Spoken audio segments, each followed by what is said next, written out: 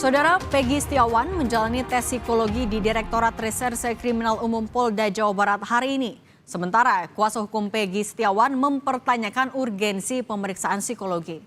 Tes psikologi dilakukan berdasarkan surat panggilan terhadap Peggy Setiawan melalui kuasa hukumnya yang diterima pada 6 Juni 2024. Peggy Setiawan bersama tim penyidik tiba di Direskrim Polda Jabar pukul 10.30 waktu Indonesia Barat. Peggy tak banyak bicara ke wartawan karena mengenakan masker hitam. Peggy Setiawan dijadwalkan melakukan tes psikologi 2 hari pada Sabtu dan Minggu.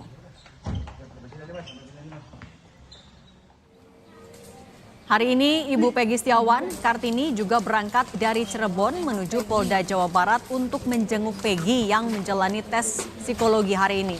Kartini masih meyakini anaknya bukan Peggy alias Peron yang dicari polisi dan terlibat dalam kasus pembunuhan Vina. Kartini berharap Peggy bisa dibebaskan.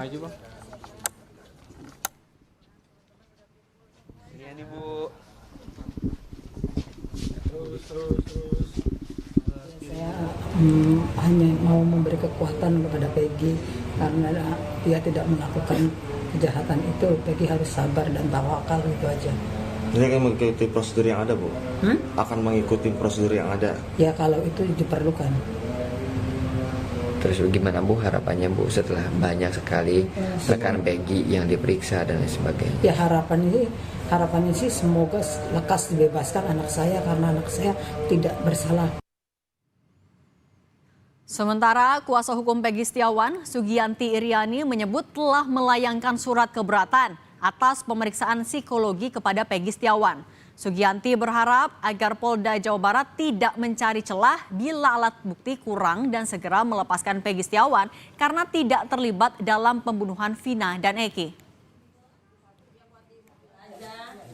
Keberatan atas adanya tes psikologi ini, Ibu ingin bertanya kepada Polda Jabar urgensinya dari tes ini apa, dan memang ini adalah merupakan bagian dari penyidikan. Kalau memang tidak ada urgensinya, kenapa harus dilakukan tes? Kalau memang Polda Jabar merasa bukti-bukti untuk menetapkan Peggy sebagai tersangka adalah lemah, ya sudahlah, tolong dengan legowo, dengan ikhlas Peggy dilepaskan karena memang Peggy Setiawan bukanlah Peggy alias Peron. Terkait kasus pembunuhan Vina dan Eki, Komnas HAM telah meminta keterangan 27 orang sebagai tindak lanjut pengaduan dari keluarga Vina dan salah satu terpidana kasus Saka Tatal kepada Komnas HAM Mei lalu. 27 orang yang dimintai keterangan meliputi para terpidana, keluarga dan kuasa hukumnya, serta keluarga dan kuasa hukum Vina. Komnas HAM juga meminta keterangan dari Dirkrimum dan Itwasda Polda Jawa Barat.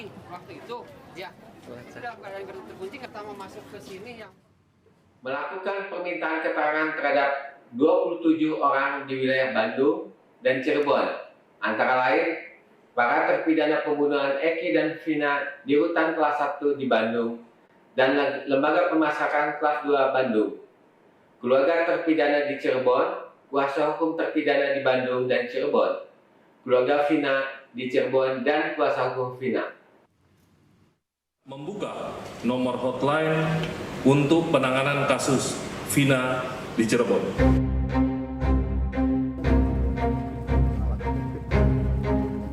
Usai menangkap Peggy Setiawan yang disebut polisi sebagai otak pembunuhan Vina, kini polisi membuka hotline khusus untuk menampung banyaknya informasi yang berkembang di masyarakat terkait kasus pembunuhan Vina. Nantinya, seluruh informasi dari masyarakat akan dianalisa oleh penyidik sehingga bisa dipertanggungjawabkan secara hukum. Polda Jawa Barat juga membentuk tim asistensi yang terdiri dari Itwasda, Propam, dan Ditreskrimum dan melibatkan Kompolnas dan Komnas HAM untuk mengawasi proses penyidikan. Akan kami lakukan analisis sehingga dapat dipertanggungjawabkan secara hukum, sehingga sama-sama kita imbau bijak dan bertanggung jawab memberikan informasi untuk menjaga dan menghargai keluarga korban Sementara mantan Kabar Reskrim Susno Duaji menyebut jika penyidik saat ini harus fokus untuk membuktikan apakah Peggy Setiawan benar terlibat dan menjadi otak dalam pembunuhan Vina dan kekasihnya Eki 8 tahun silam. Adakah sidik jari, kita fokus pada Peggy ya yang sekarang ditahan jadi tersangka. Adakah sidik jari Peggy pada barang-barang yang ditemukan dalam peristiwa tersebut, misalnya di helm, di sepeda motor, kemudian di samurai yang katanya ada samurai. Adakah CCTV merekam gambar Peggy di lokasi kejadian? Adakah di handphone Peggy pada 2017 ada bahwa handphone tersebut berada di sekitar BTS, di sekitar lokasi kejadian. Sementara Kamis malam, sejumlah anggota dari Divisi Propam Mabes Polri didampingi Polda Jawa Barat mendatangi Polres Cirebon Kota diduga untuk memeriksa penyelidikan kasus Vina. Sejumlah kendaraan mobil dinas polisi dengan plat B dan D terlihat di halaman Mapolres Cirebon Kota. Humas Polres Cirebon Kota membenarkan ada sejumlah pejabat dari Mabes Polri dan Polda Jawa Barat yang datang di Mapolres Cirebon Kota. Karena pejabat semua di dalamnya itu. Iya. Kalau tadi malam infonya ada pemeriksaan, betul Pak Humas? Nah iya, saya juga nggak monitor. Artinya nggak pernah ada tembusan. Langsung ranahnya tingkat Mabes sih. Bukan dari Mabes iya. Polda sama Mabes Polri ya? Iya. Terus mungkin nanti kalau saya juga nggak ingatnya nggak diikutkan dalam kegiatan itu. Saat ini polisi masih melakukan psikotes untuk tersangka Peggy Setiawan. Namun polisi belum melakukan rekonstruksi ulang setelah Peggy yang disebut sebagai otak pembunuhan Vina tertangkap. Tim Liputan Kompas TV.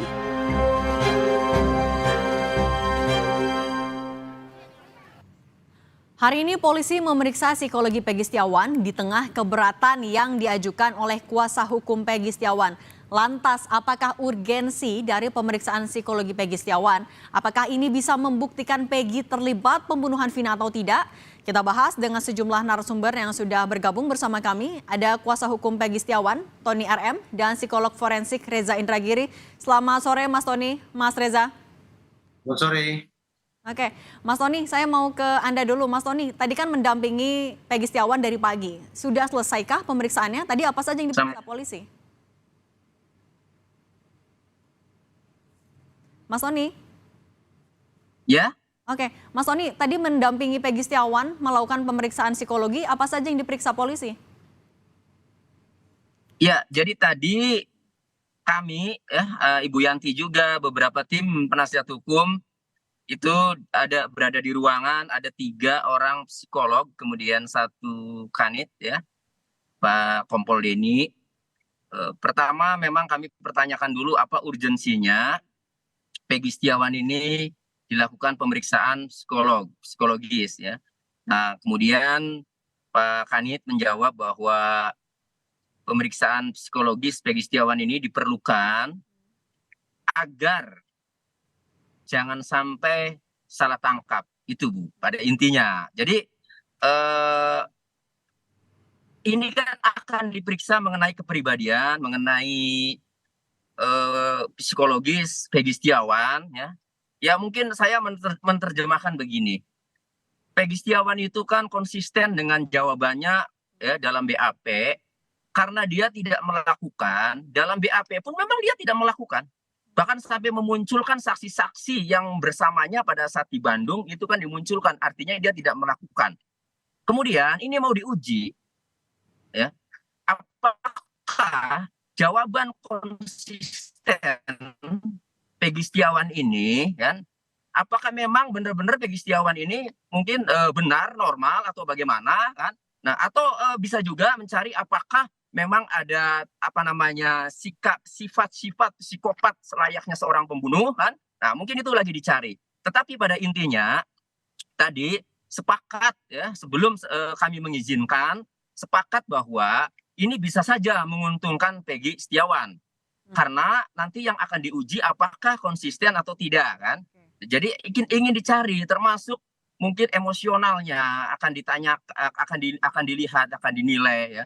Jadi pada intinya kami tadi sepakat bahwa karena tujuannya ini adalah jawaban Peggy Setiawan yang konsisten bahwa memang ia tidak melakukan tindak pidana itu, kemudian penyidik mau mencoba melibatkan psikolog untuk memeriksa psikologisnya ya, kemudian ya baru akan menilai itu. Nah, psikolognya juga sama menyampaikan seperti tadi bahwa ini bisa saja menguntungkan Peggy Setiawan kan begitu. Jadi pada intinya karena klien kami konsisten ya, memang tidak melakukan dasarnya, mau ditanya dengan cara apapun, mau diperiksa dengan cara apapun, ya kami silakan. Yang penting segera ketika memang sudah mendapatkan hasil bahwa memang yakin Peggy Setiawan bukan pelaku, ya segera hentikan itu. Jadi kami sepakat mengizinkan. Nah, pada saat diperiksa kami memang tidak boleh mendampingi, Bu.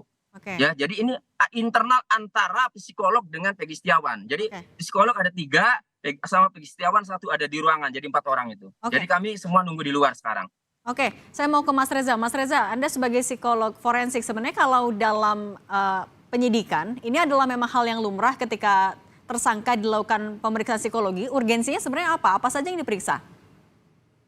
Pada tahap seperti sekarang ini, menurut saya hanya ada 2 relevansi ketika diselenggarakan pemeriksaan psikologis terhadap terperiksa. Pertama adalah untuk mengecek istilahnya fitness to stand trial, kebugaran atau kesehatan dalam rangka menjalani proses hukum. Sehingga akhir dari asesmen yang satu ini adalah simpulan. Apakah terperiksa fit atau unfit, diterjemahkan secara bebas, apakah dia cukup punya kewarasan atau kurang kewarasannya untuk menjalani proses hukum. Kalau disimpulkan bahwa yang bersangkutan fit to stand trial, artinya cukup waras untuk menjalani sebuah proses hukum, maka masuk ke pemeriksaan tahap kedua, yaitu competence to stand trial, menakar kompetensi yang bersangkutan untuk menjalani proses hukum.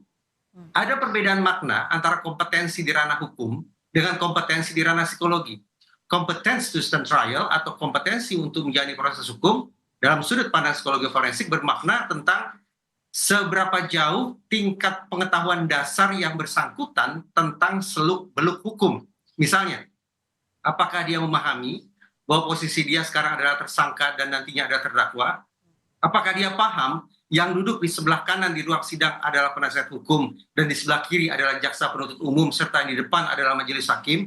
Apakah yang bersangkutan paham tentang tugas masing-masing pihak tersebut? Ini adalah contoh bagaimana asesmen dilakukan untuk menakar derajat pengetahuan mendasar seorang terperiksa menjelang menjalani proses hukum. Dengan demikian, simpulannya apabila kedua asesmen ini diselenggarakan, kesimpulannya bukanlah apakah ini salah tangkap atau sudah benar tangkap, bukan menguntungkan atau merugikan, karena itu bukan kosakata psikologi forensik. Menguntungkan atau merugikan adalah kosakata penasihat hukum atau jaksa penuntut umum. Sementara ketika 2 asesmen itu diselenggarakan, simpulannya hanya 2. Pertama, fit atau unfit. Yang kedua, kompetent atau inkompeten. Di Indonesia kan, waras atau tidak waras, kompeten atau tidak cukup kompeten. Oke, artinya sebenarnya pemeriksaan psikologi ini tidak mempengaruhi hasil atau proses penyidikan yang sudah berlangsung. Justru saya pertanyakan, kalau misalnya PS sudah ditetapkan sebagai tersangka dan sudah menjalani pemeriksaan selama sekian lama, maka di mana gerangan urgensi untuk melakukan asesmen dengan tujuan menakar fitness to stand trial? Karena dia sudah menjalani pemeriksaan, bahkan mungkin sudah ditetapkan sebagai tersangka, maka asumsinya bahwa yang bersangkutan waras. Karena kalau yang bersangkutan sudah diketahui sejak awal tidak waras, maka tidak akan dilakukan pemeriksaan, apalagi penahanan terhadap yang bersangkutan. Justru saya tidak tahu kemana gerangan tes psikologi itu akan diselenggarakan terhadap seorang terperiksa, dalam hal ini adalah seorang yang dianggap sebagai orang yang mengotaki, bahkan melakukan aksi-aksi pidana yang berinisial PS tersebut. Nah, Mas Reza, untuk mendalami tadi apakah Peggy Setiawan mampu atau tidak menjalani proses hukum selanjutnya yang didalami oleh polisi atau yang diperiksa dalam tes kejiwaan ini, apa biasanya, Mas? Tadi saya katakan kalau untuk menakar competence to stand trial atau kompetensi untuk menjadi proses hukum harus dipastikan dulu bahwa terperiksa dalam kondisi waras. Oke. Artinya dia tidak memiliki kelainan-kelainan psikologis yang tidak lagi membuat antara yang dia ucapkan dengan apa yang dia pikirkan tidak koheren. Itu persoalan antara waras atau tidak waras. Dan juga yang bersangkutan harus dipastikan memang memiliki kecerdasan yang mencukupi. Tidak mungkin retardasi mental karena tidak mungkin diselenggarakan proses hukum yang wajar, yang konvensional terhadap orang-orang yang memiliki retardasi mental. Nah, kalau dua syarat itu sudah terpenuhi, barulah kita bicara tentang competence to stand trial. Maka ini ibarat tes pengetahuan umum. Oke. Kalau fitness to stand trial, memang itu bahasa-bahasa psikologi sekali, Oke. bahasa psikiatri. Tapi kalau competence to stand trial adalah menakar sekali lagi derajat pengetahuan umum yang bersangkutan tentang seluk-beluk hukum. Baik. Oke, saya mau balik lagi ke Mas Tony. Mas Tony, dari jam 10.30 kan tadi Peggy Setiawan sudah tiba di Polda Jawa Barat. Kalau sekarang sudah selesai pemeriksaannya? Belum, Bu. Belum. Jadi tadi disampaikan ada 5 rangkaian pemeriksaan psikologis ini, ya Bu. Yang saya ingat satu mungkin Pak Reza untuk menanggapi atau melanjutkan ya. Jadi secara umum tadi yang saya dengar itu satu MSCI itu pertama ya. Terus kemudian yang kedua ada tuh, cuma memang saat ada 5 rangkaian ya. Cuma memang saat menjelaskan memang saya agak ada keluar ya, ada keperluan. Jadi akhirnya saya masuk lagi, sudah selesai. Intinya ada 5 rangkaian. Mungkin Pak Reza bisa, yang sudah terbiasa bisa menjelaskan juga ya. Itu. Jadi 5 rangkaian itu kalau tidak selesai hari ini kemungkinannya dilanjut besok karena jadwalnya Bu hari ini dan besok Bu. Oke. Jadwalnya itu. Oke, Mas Tony, jadi kemungkinan hari ini aja mungkin sampai malam. Oke, tapi yang dijadwalkan diperiksa hanya Peggy atau keluarga juga, mengingat keluarga juga hadir di sana kan ya? Mas Tony? Oke, tampaknya masih ada gangguan. Kami akan coba lagi hubungi Mas Tony, kuasa hukum dari Peggy Setiawan. Mas Reza, tadi disampaikan ada 5 rangkaian dan dilakukan selama 2 hari. Tapi kalau dalam 2 hari ini memang butuh waktu sebanyak itukah? Dan apalagi dari pagi sampai malam, hari ini kemudian masih ada lagi besok, memang butuh waktu sebanyak itu?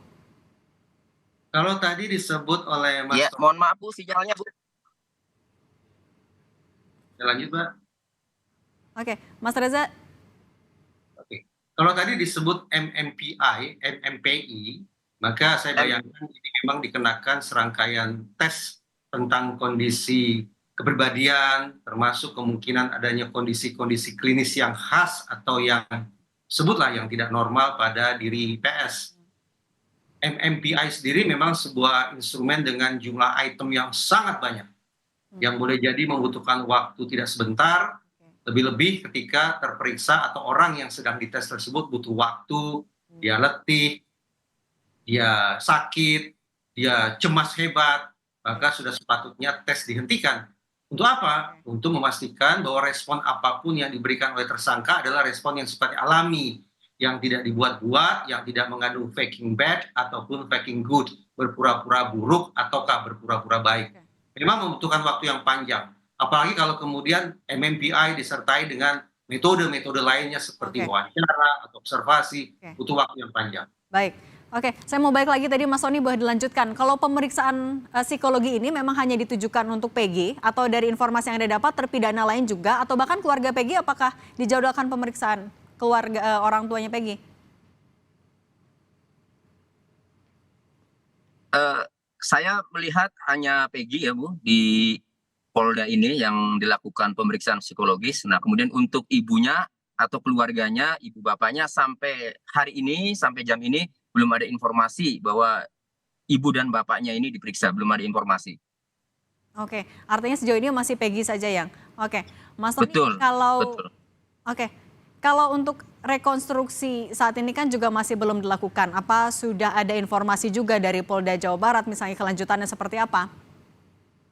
Ya, saya juga tadi ketemu dengan Pak Kanit menanyakan rekonstruksi juga karena teman-teman media sering menanyakan dan jawaban Pak Kanit masih sama, dari pimpinan, dari atas belum ada arahan, belum ada perintah untuk melakukan rekonstruksi, Bu.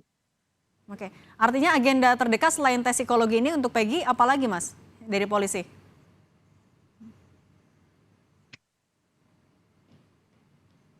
Mas Tony? Dengar suara dari studio Mas Tony? Iya. Oke, selain pemeriksaan Tidak dengar, diulang, Bu. Oke, selain pemeriksaan kejiwaan hari ini dan juga besok, agenda terdekat untuk Peggy dari polisi apalagi Mas?